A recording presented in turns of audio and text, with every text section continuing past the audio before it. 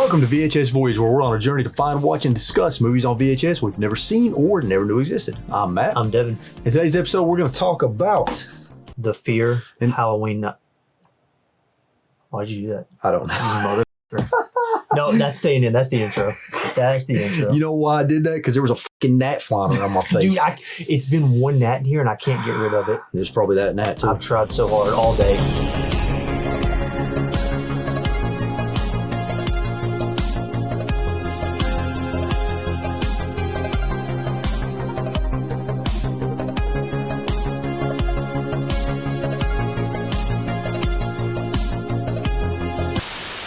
So we're talking about The Fear Halloween Night, The Fear 2 Halloween Night, The Fear 2 Resurrection.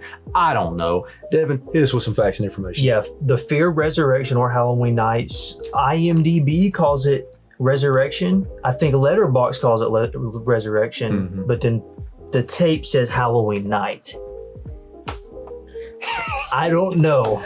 Okay, this is directed by Chris Angel. Not the magician. Yeah. I'm only going to mention one cast member. There's no point to talk about any of these actors. I'm just going to mention the grandmother, who's Betsy Palmer. She plays Mrs. Voorhees in the original Friday the 13th. No kidding. Yeah. This movie opens up with a mom and her son driving on Halloween. They're driving in the dark. They're driving in the rain. They come across a wreck. The mom gets out. She pulls over. She gets out to investigate the wreck, and she gets brutally murdered by a man. And then the man sees the kid in the car, and he grabs the kid and throws him in his trunk. It was just, he killed his own wife. Dude, like, the movie did not explain that whole thing well. No. Like, he murdered his own wife, and then somehow the kid in the car ended up being his son and the wife that he killed. Fast forward 20 years later. We have the son. His name's Michael. Him and his friends, they go to his grandmother and grandfather's house. And also he has a random Native American friend that lives there named Crow. Michael wants to do a ritual on Halloween night where they all dress up in a costume that is a representation of all their worst fears, so that they can circle around a wooden mannequin named Morty. That's right, the mannequin's name is Morty. And do some kind of ritual that will supposedly cause them to shed their fears forever. Nobody in this movie is likable. None of Michael's friends are likable. Most of them are douches and and I mean, it goes without saying, Devin, that the acting is horrendous in this movie. Yeah. It's so bad. Maybe Crow's a little likable. You know what? You're right. Crow might be the only likable person in the movie. Morty? I was kind of happy he was killing all these people. Sorry. You know what? You're not wrong. Yeah. And by the way, let's run down some of the group's fears, right? Michael has a fear of commitment. There's another guy who has a fear of decision making. One of the girls has a fear of claustrophobic places. One girl has a fear of blood. One has a fear of clowns. One of the guys claims he's not scared of anything, and the stereotypical nerdy guy of the group is like scared of sharks. You know, eventually the first victim of Morty ends up being Crow. You find out Crow is scared of horses, and a horse chases him to a horse stall and stomps on his head. Kicks him in the face.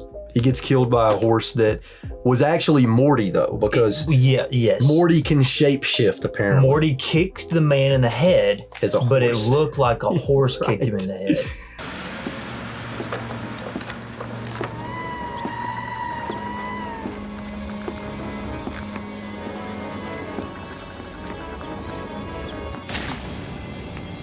The main guy sees his girlfriend hanging. Yes. Okay? Yes. He sees his girlfriend hanging and he thinks she's dead. Only you can see your fear, though. Then how could the grandpa see her hanging there also and then put the blanket over her body? That's a good point. Also, why would Morty just lay there and pretend to be a dead woman instead of trying to kill them? It cuts to him, then Morty outside at the same time that they're at the dead body. The body disappeared first. Yeah, but then he's wearing the clown suit. He's wearing the clown suit, yeah. How did the grandpa see her? Yeah. If only the main guy could see the fear. Dude. This movie doesn't make any sense. It doesn't make any sense at all. Also, another thing that didn't make any sense is Crow gives Michael some kind of wooden mask. I didn't understand the point of the wooden mask at all. Dude, I don't know. Michael goes outside He puts the mask on. He has a blackout. Yeah. The gravestone of his father starts spewing blood out of it. I forgot about that. The gravestone of his father starts spewing blood out of it, and then somehow Michael passing out transported the spirit of his father out of the grave into the dummy. Yeah, because he was hitting his father's grave with a stick. Yeah. He was like, he started freaking out. He's just like, and then blood starts coming out of the freaking... That's how the spirit of his dead father went into the dummy. Oh, because it cut to Morty and you see his arm move. Yeah.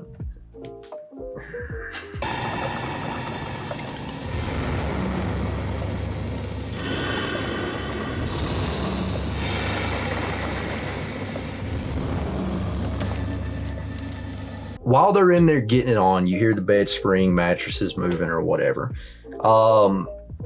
The douchebag friend starts playing a prank by acting like Morty is attacking him. And they go from having sex on the bed to instantly coming out of the room fully clothed. Yeah. And then they play another prank right after that. And she acts like, I'm going to fall down these steps like a dumbass. And so she flails down these steps. I'm not joking. If my grandmother was standing in the room when that scene happened, I would have beat the shit out of her. Oh, yeah. I would have beat my own grandmother's ass if she was sitting in this room watching this movie with us. I would have got her. I would have lifted her up in a Batista bomb, and I would have Batista bombed her through a table. Peg! No. Peg. Somebody help. Trick or treat package, bro. No, my favorite part is, bro, when Morty comes out of the house in a clown costume and he beats the shit out of that dude. He just punches that guy in the stomach. He Daniel Cormier'd his ass, bro. Just walked up to him and punched him in the stomach, dude. Peg, thank God. Peg, your hand. Are you all right? Yes, dear, but you're not. By the way, we should mention, right before that, the first girl dies. She's just in a box with her guts and head cut off in a box. Nobody cares. No, nobody gives a shit. Nobody cares. Nobody's freaking out, really. They don't. And really. then by the way, that was his girlfriend in the box, and then he goes upstairs to have sex with the other girl, and then he gets thrown out a window. Yeah. Didn't care that his girlfriend's mutilated body was in a box. Nah. Then he grabbed the chick he was having sex with and slams her head into the toilet, and it makes the funniest sound. That's right, he did. It makes the funniest sound effect ever when he slams her head into the toilet. Movie villains, it's like Vader, Thanos, Umbridge, Morty. Michael's upstairs in the attic, right? Whenever he sees Peg supposedly dead, his grandfather's locked in a cabinet, and his grandfather's like, Morty locked me in this cabinet. Why would Morty lock him in the cabinet and not kill him? Because his father always protected him, so he doesn't want to kill his own father. Oh, I see. Because his father, remember the father throughout the movie was like, I know you didn't do it. I know the real you. He always protected his son. Okay. So he decided not to kill him. Yeah. Okay, that makes sense. Yeah, but then he does kill him. You're right, he does. But then he goes on to kill him. How did he kill him? He puts a bunch of rats on him. Because his grandfather's scared of rats. But the rats just crawl on him and then he magically dies.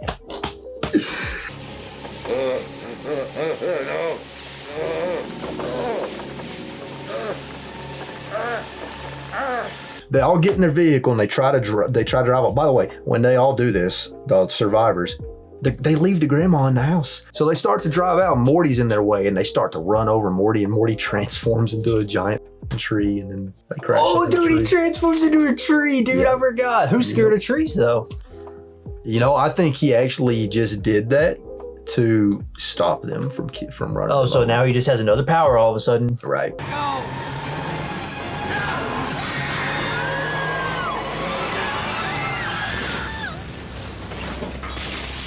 Dude, how is he able to teleport? He's badass. He is badass, except he can't fight real good, dude. Oh, I don't know, dude. He can't. Dude, I think Jet Li could take him, man. In a fight, like in a fisty fight. Fisty fight? You just ruined your whole argument by wording it like that. Morty went full Saw in this movie, dude. He handcuffs Chris to a vehicle, and he sets a fire next to Chris that's about to get to Chris, and he drops like an axe on the ground, and he's like, you make a decision. So insinuating you either chop your arm off or you burn to death. And then Michael comes over there and he grabs the axe, and Chris is like, chop my arm off. and Michael just chops the handcuffs. Like, why didn't Chris think to just chop the handcuffs? Dude, I don't Was there any like twist at the end of the movie or something? I don't remember. It zooms in on the picture of the dad that's shown throughout the movie. Yeah. But then the dad's head disappears and then Michael's head's on the picture now. Yeah, you're right. That didn't make any sense at all, did it? None.